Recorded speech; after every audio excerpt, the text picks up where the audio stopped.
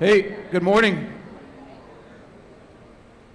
Good morning. So thanks for coming in. I know you were basically told to come to the Arts Center, but we're glad that you're here. All right, I want to just do a quick intro to our guest speaker today. I saw Mr. Leinweaver speak at our athletic directors conference earlier this year, and at that time, we'd already made a determination that our mantra this year was going to be related to character. All right, and does anyone know what our mantra is for this school sports season? It's been on your t-shirts. I heard it over here. What was it? With character. All right, in this day and age, as Mr. Leinweaver will let you know, right, there's a lot to be said about character. All right, and you didn't come here to listen to me talk, but again, just give him your full undivided attention. And when I drop his name, even though you can read it, I want you to give a big, rambunctious Kingswood athletics welcome, big clapping, hooting and hollering, have a good time with it, and let him come up here and take the next half hour of your time. Okay? So, without further ado, introducing Mr. Mark Leinweaver. Thank you. All right, I appreciate that introduction, Mr. House, and my hat's off to Mr. Pham, but I'm going to go a tiny bit off script. I'm going to do something I've actually never done before, and I'm doing it in front of both your principal and your superintendent. I got here early. I had a chance to chat with both. The truth is, they were incredibly complimentary about this group. We'll start with the folks that are athletes. Let me see your hands. Raise them high, please. How about the people that are on this stage in the arts, whether it's music or in the play behind the curtain? Individuals that might be in the student senate, any type of clubs or activities. Let me see those hands. Of all those people that put their hands up, who considers themselves a leader? Raise it high, be proud. I see about 15 or 20. Here's where I'm going. All of those people raising their hand high, big smile, super proud. They're all in the back. I want to acknowledge these two young ladies. I watch every single person walk into this auditorium. You get to choose where you sit. People are looking to sit in the back. I've got 15, 20, 25 people raising their hand, priding themselves on leaders, and you're as far away as can be. I'm going to give you a couple of minutes to fill in these 30 or 35 empty seats front and center, because I know if it was Morgan Wallen or Taylor or Drake up here, this whole section would be packed. The choice is yours. You represent yourself, and that's our message today. So if you'd like to relocate, I'll give you a couple of minutes before we get started. But before I do, how about a huge round of applause for these two people that were daring enough to come sit front and show initiative. They deserve it.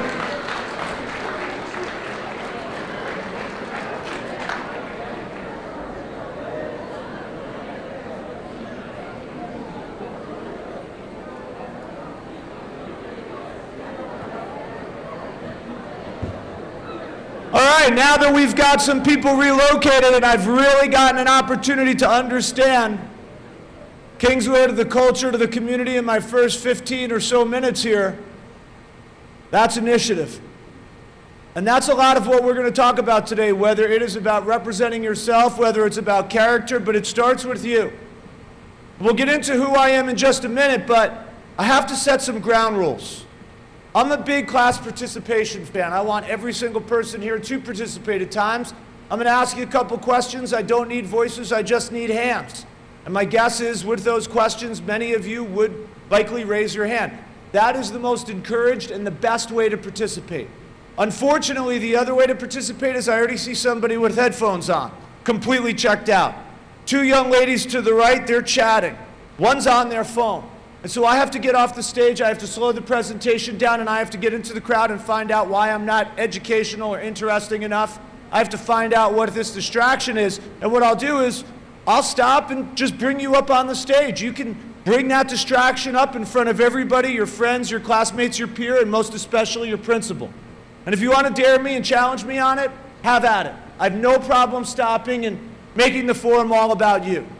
Now, I've done it before, and I'd hate to do it here, and from everything I've been told, that's not this group.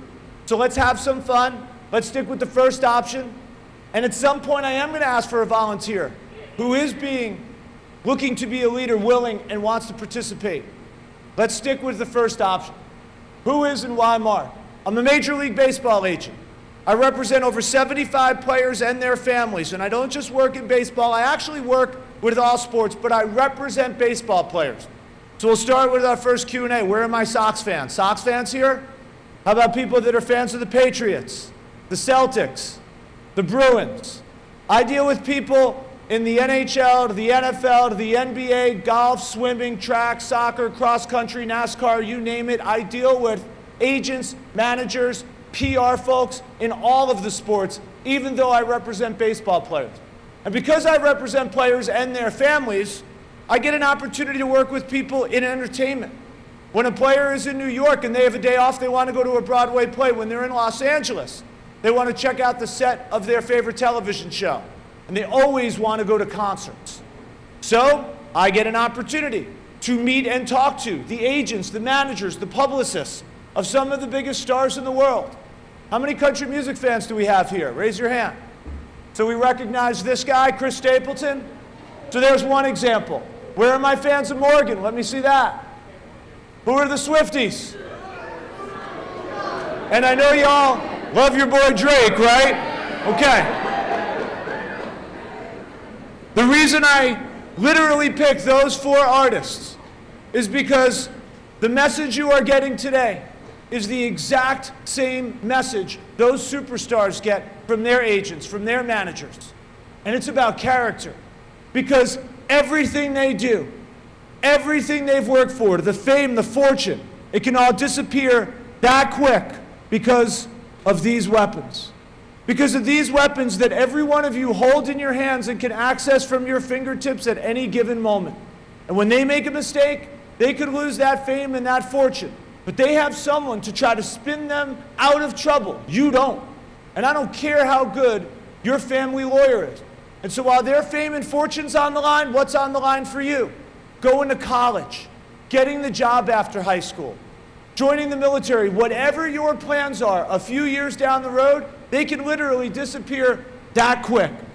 And so everything we are going to talk about for the next 23 minutes, you have to take seriously. And when I tell you that I represent 75 players, I'm not the only agent in this room. Every single one of you, you are an agent too. You have one client. Who's your client? It's yourself. I heard it here first. You're in charge of you. It is not your principal. It's not your teachers. It's not your parents' jobs to be in charge. You are in charge of you. And if you don't know your pros, if you don't know your cons, strengths, weaknesses, likes, dislikes, unfortunately, you're going to fail, both of you. The number one fundamental building block to being an agent is honesty. You always need to be honest with yourself. And the primary job of being an agent is to give advice. And you are going to give yourself advice every single minute of every single day. And that's what we are going to talk about today. I live in California. I'm from New York. I went to Stonehill. Many of you are probably familiar with that school. Why am I really here? I don't golf, I don't ski, I don't snowboard, I don't surf. When I have a little bit of town time, away from my 24/7 agent job, I'm here. Because of the hard work of your principal, your athletic director, because I know how much this message matters. So let's start with the ABCs, keep it simple. A, accountability. So you're horsing around in the hallway and Mr. Pham sees it. Says, why don't we take a little time out, go sit in my office. Challenges you. Where's the accountability? That's not what I mean. I'm talking about accountability. What's your ability? Every single one of you, you are superstars at something. You do it better than that person sitting to your right or your left, your front or your back. I'll give you an example to make it easy. When I was in your position, when I was in high school, even down in the middle school, I won the same superlative in the yearbook twice. Most talkative. And 30 years later, nothing's changed. That was my unique ability, and I've made it my life's work. I'm still the most talkative person in the room. What's your ability? Because it is going to separate you from everybody, not just in high school, but in college or to the job for the rest of your life. And you will be held to account for it. Starting right now, start thinking about what that unique special ability is for you. Let's do more Q&A.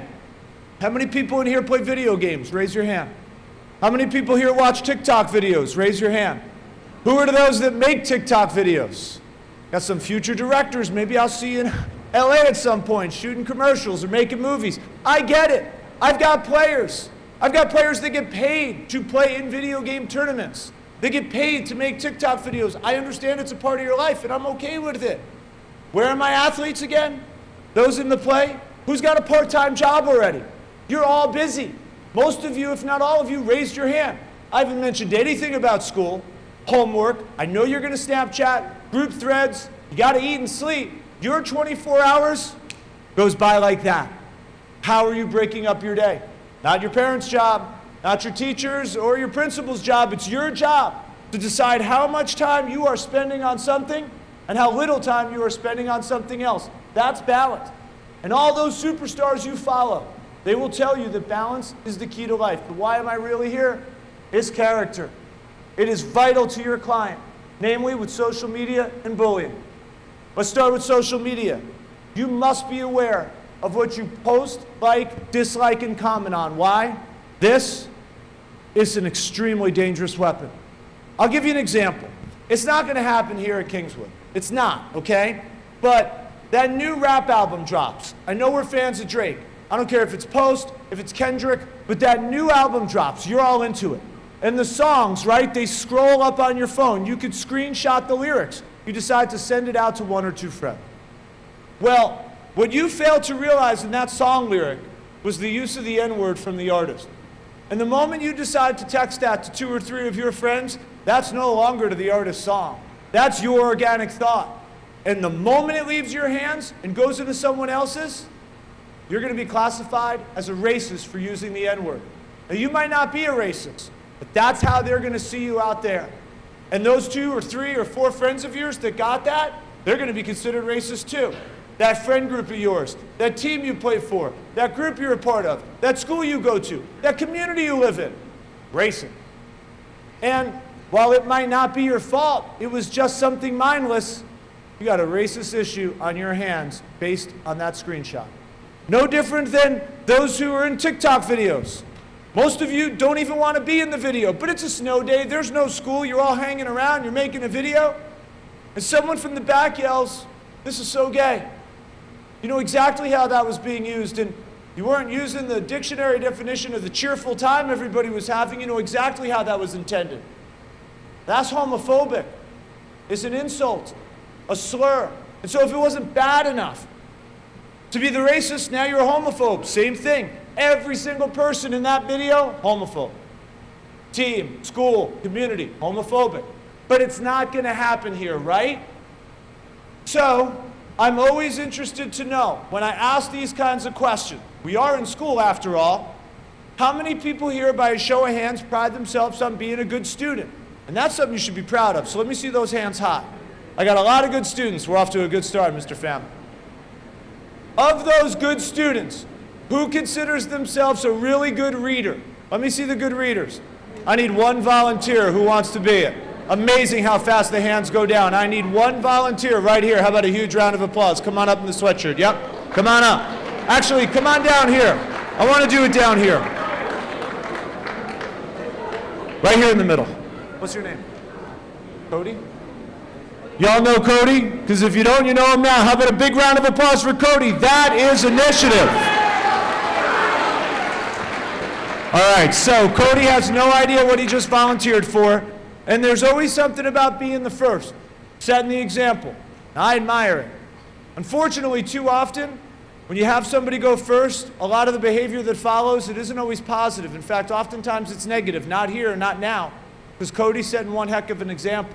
The reality is I don't need one volunteer, I need 5 more. So where are they? Who wants to be it? 2, 3, 4, 5. Come on up. How about a round of applause for those 5? Cody, you're going to stand where I am. Everybody else is to the left. Out of there. Everyone to the left of Cody. And you can face your peers there. To the left of Cody. Nice to meet you. All the way down. We'll have Cody go first. All right? So let's see. 1, 2, 3, 4, 5. I'm short one. Who's the 6th? Come on up. Right there on the end. All right. So we have our volunteers. We didn't get here early. We didn't rehearse this. They don't know what they signed up for. I gave you a couple of examples that I told you would never happen here. Unfortunately, this one might. Because this example did happen at a high school, did happen to a student. And when I do my research and I check in with Mr. Pham, I ask, Unfortunately, is this something that could happen here? The answer is yes. So what I'm going to ask my volunteers to do is each take a bullet point. Stand wherever they need to stand. Be nice and loud. Keep this audience quiet so we can hear every word. And I will just remind my volunteers, not that I should have to, but we know if you'll be reading to the best of your ability in front of your principal. So I'm going to give you this microphone. Stand where you need to stand. We're going to hold all applause till the very end when I have the microphone back. And let's hear what happened. A female freshman high school student in Virginia sent a private Snapchat to a friend where she used a racial slur. The video was circulated and saved by another student who is a male African American. The female student said the word and she used the Snapchat in all of the songs we listen to. What she said in the Snap friend was that I can drive N-words. It wasn't until her senior year, 3 years later, after she was accepted into the University of Tennessee and onto its national championship cheer team, that the post re-emerged. I'm going to call a quick timeout and we set this. So we have a freshman student who sent a private Snapchat to a friend. Private, right? Supposed to disappear, go away 24 hours. I can tell you that I have players on the verge of signing multi-million-dollar contracts. And the first thing he does is check their history. Not their medical history, their history. They will go back to see what they posted, what they liked, what they disliked, what they commented on. High school, even middle school, before they sign that contract. If you believe he's gone, anything you can get from him and believe it, you deserve it. So we've got this young lady who is a freshman, makes that comment, uses the N-word, says it's in all the songs we listen to. That's a lot like that made an example. And then 3 years after she said it, she works her entire life doing a scholarship after a national champion cheer team. Here comes that book. After the female student went to Instagram to voice her support for the BLM movement following the George Floyd protest, the African American student who saved the video shared the original Snapchat on TikTok, Instagram, and Twitter and called out her racist behavior. It led to 1,000 of students nationwide calling out to the female student for her use of the N-word. It resulted in public pressure on the university. As first, her spot on the team was revoked, and then the college gave the student the choice to withdraw, or Tennessee would take its offer of it. She withdrew. She's now 20 years old. She still lives at home with mom and dad. Her mother said that the entire experience vaporized 12 years of her daughter's hard work and unfortunately going to affect her for the rest of her life. If you honestly think that those examples that I gave up here are made up, can't happen to you, can't happen to a friend, can't happen to a teammate, can't happen at this school or in this community, if you truly believe you're that invincible, then you are begging to be the next student like this one, to suffer those life-altering consequences. Because this is real life, real world. And when I tell you that you represent yourself, that you are in charge of you, you are all tagged in posts that you can't get yourself off of. You are part of group threads that you can't remove yourself from. When your name and your face is on it, and this type of behavior goes down, well, you're going down with it. Real life, real world, you've got to look out for your interests. You do not live in some day-by-day or even hour-by-hour world. You live in a minute-by-minute society. There is no leash. The consequences are tremendous. You have to be aware of everything that you post, like, dislike, comment on, and associate yourself to. How about a huge round of applause for our volunteers? They were awesome. Great job. You guys can head back. Great work.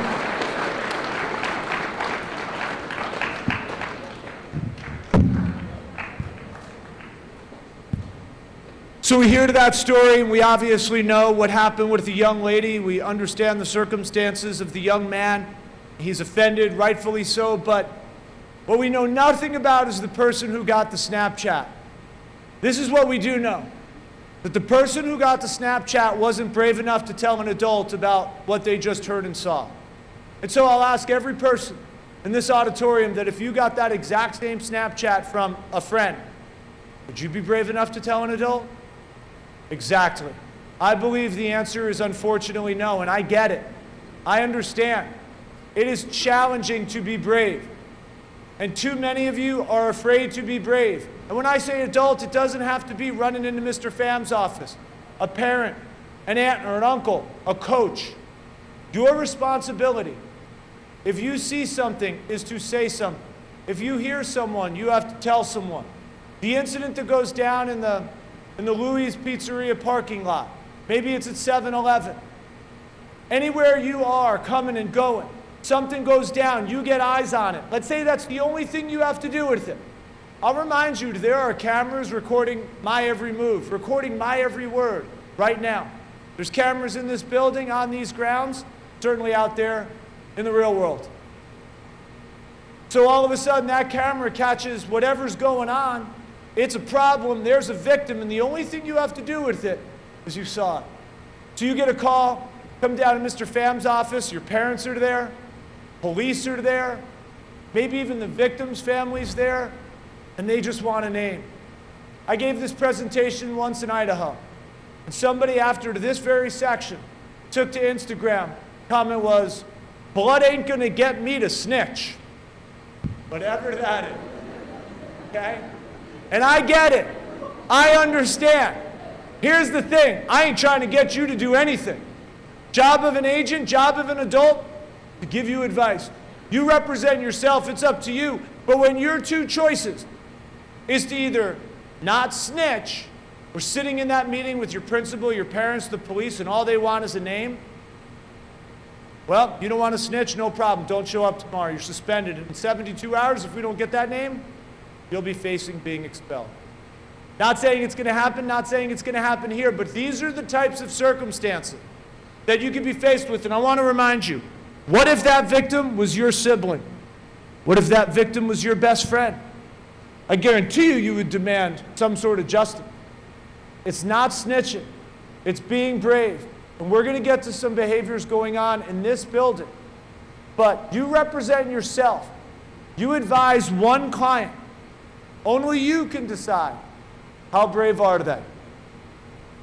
Volunteering in your community. It is not hard to be selfless, kind, give back, help others. And while that could start right here in the community with special needs organizations, clubs, activities that need you to volunteer to run, how many people here have an animal? Raise your hand, please. How many people adopted that animal? Many of you have your hands up. Those organizations, they run off of volunteers. You clearly love animals and you were willing to adopt it, to volunteer, to give back, to be selfless, to help others, to help those animals. It could start right there. But for me, it's all about what happens in this building. Volunteering a smile. Smiling at the person that's always walking down the hallway by to themselves. You know, the one that sits in the cafeteria seemingly always by to themselves. To sit, to stop, to smile, to ask them how they're doing, how they do on the biology test, what are their plans this weekend. You never know what someone else is thinking nowadays. I don't care if you're convinced they're the most popular person in the school. To ask, to invest, to check in with them. You're going to learn something about them. I promise you, you will learn something about yourself as well. You are one school, you're one community. You are going to go through this for a few more years together. Be selfless, be kind, respect each other, race, gender, and otherwise. It's up to you. You have one client. How selfless do you want to be? School spirit and support. Let me see those athletes again. Can I see those hands? Can somebody do me a favor and tap the guy in the green hoodie and wake him up? That would be awesome. I appreciate that. So, let me see the hands of the athletes again. Okay, so of those athletes, I know your ego. I've been dealing with it for 25 years, and I'm okay with it.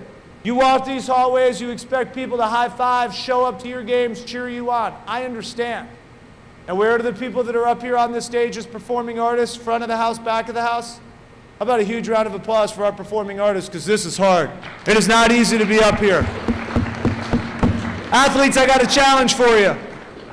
If those players that you follow, they love to go to concerts, they love to go to plays, they love to go to TV shows, if those that you look up to and follow, if they love to go see performers, then how come you're not showing up to this auditorium to support the artists in this school? Because I can only imagine the energy if the boys and girls basketball teams showed up here and supported the winter play. These faces might look familiar because that's Morgan Wallen, Taylor Swift, and your boy Drake when they were in high school on a stage just like this performing. And I know that if they were up here at Kingswood in high school performing on this stage, today as the major celebrity superstars they are, the line would probably be to Nashua to get in. You are going to school right now, all of you, with the future versions of the Morgans, the Taylors, and the Drake. You are one community. You have a lot of time to spend on video games and TikTok. It's up to you how you balance it. My suggestion is, why not start supporting the art? Here's a couple of things I hear we can improve on. Let's start with the bathroom misuse and abuse. We know about the vaping. Obviously, the one place there aren't cameras is the bathroom. But we see who comes in and out of it. When I gave you that example of you might get a call into your principal's office, we know you got eyes on it. When there's that vandalism and the vaping, let's just talk a minute about that. I read through the new rules starting in January. It's illegal. You've got to be 21. You can't order it online. How are you getting your hands on it? A police officer has every right. The moment you're off this campus, obviously you're here, that's your administrators. Out there, in that Louis parking lot, police officer can give you a ticket. Police officer can arrest you. Are you really willing to risk the next step? When that college finds out that you got arrested for vaping, that job you're hoping to get, the moment you graduate, finds out that type of behavior, you're really willing to throw that away? I don't represent you. You represent you. That choice is entirely up to you. What type of advice are you giving your client on the bathroom misuse, the vaping, racial insensitivity? I feel like we covered that one. I already addressed respecting the opinions of your fellow students, certainly your staff. Again, I'll remind you, the cameras are everywhere. So when you try to play that wasn't me, I didn't do it, roll the tape. Play the audio. You represent yourself. You are in this for the long haul. You are a few years away from graduation. You're one team. You're one Kingswood. You never know, whether it's now, tomorrow, or years down the road, how you will need each other. Nobody ever forget how they were treated by others. You represent yourself. It's entirely up to you. I'm going to end this morning by the most obvious sentence I could read all day, and that bullying is an unacceptable behavior that has become a real and tragic epidemic. Your job, every one of you, is to lead an anti-bullying initiative. I'm going to start with those who are the bullies. When I stand up here and I speak to administrators, I watch everyone come in, choose to sit where do they want. The only question I ever have is, where are the bullies? And so I know where every single bully is seated. You know who also knows where every single bully is seated? Every student, especially the bully themselves. So probably worthwhile time to share that you might think you're a big deal now, wreaking havoc in the hallways or on the fields, out there in the community, making those fake social media accounts, no name, no face, harassing people on their social media. You might think you're getting away with it now. Well, let me tell you about when you leave here. When you're an 18-year-old out into the real world, whether you are in college as a freshman or out on some job site, there's always going to be a 21-year-old man or woman adult who's going to tease you, who's going to haze you, who's going to bully you beyond belief. And you're going to wonder, why is this happening to me? I'm here to tell you, give you a chance right now to reset, to reverse course, to be a leader in anti-bullying initiatives instead of continuing to be the bully.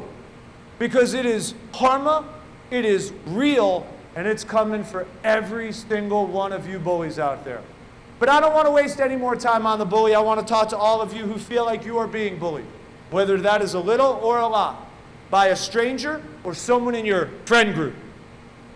For those of you who feel like you are being bullied, I open this presentation asking you, what's your ability? Because every single one of you, you do it, and you do it better than everyone. You are going to take that unique ability and you are going to combine it with two other things you already have inside. One is courage, and the other is confidence. And how do I know? Total stranger here for the day. How do I know you have courage? Because it takes courage to show up to this school every single morning. And I know you've got confidence because anybody that has ability always has some swag to it. So you're going to combine that courage and that confidence with that ability. It is going to become your Teflon. And there isn't a bully in this auditorium, in this school, on the planet that can penetrate it. And the sooner you commit to that, the sooner the bullying stops. And I always wonder, and this is where I do want you to use your voices. I want you to yell yes if you think the answer is yes. But I always wonder that if this kid moved here from South Dakota, would there be one bully in this school? All I need is one. Would one bully call this kid a dork? Yes? Would they call him a loser? Yes? Might they call him fat? Yes? I agree. They would call this kid a fat, dork, loser. Doesn't matter if it's a boy, and it doesn't matter if it's a girl. But this kid who roams these hallways, who hears fat, dork, loser, doesn't stop when the bell rings, doesn't end when they get off the bus. Why? These weapons. Because this is where the bully is now. This is where the bully is. Snapchat, Instagram, group threads, TikTok. The bully lives here. It's nameless. It's faceless.